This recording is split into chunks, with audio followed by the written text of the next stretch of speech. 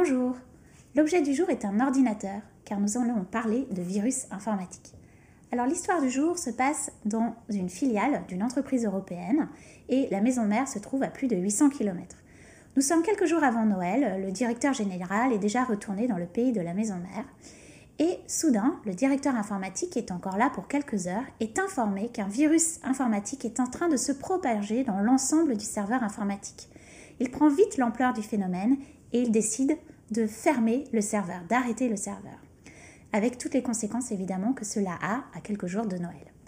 Quelques minutes après avoir pris cette décision, il appelle son directeur général pour le tenir informé et son directeur général lui dit « Tu es responsable de la sécurité informatique de cette filiale, je suis de toute façon pas sur place, je te fais 200% confiance et je te soutiens dans ta décision ».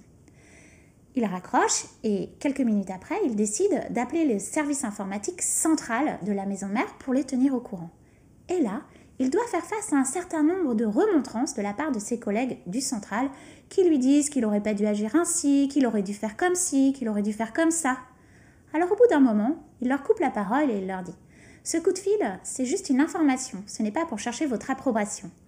Que je sache, vous n'étiez pas là, ici et maintenant, pour voir le virus se propager sous vos yeux. Je suis responsable de la sécurité informatique de cette filiale et j'assumerai donc les conséquences de cette décision. » Et sur ce, il a raccroché. De cette histoire, 3 questions pour nos managers.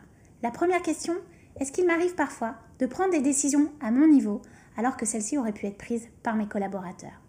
Deuxième question, est-ce qu'il y a dans mon management des modes de fonctionnement qui freinent, qui empêchent mes collaborateurs à prendre cette liberté d'action? Et troisième question, est-ce que mes collaborateurs ont intérêt à bien faire leur travail et à prendre des décisions? Au CEO Management, nous avons une règle d'or. Donner aux collaborateurs intérêt à bien faire.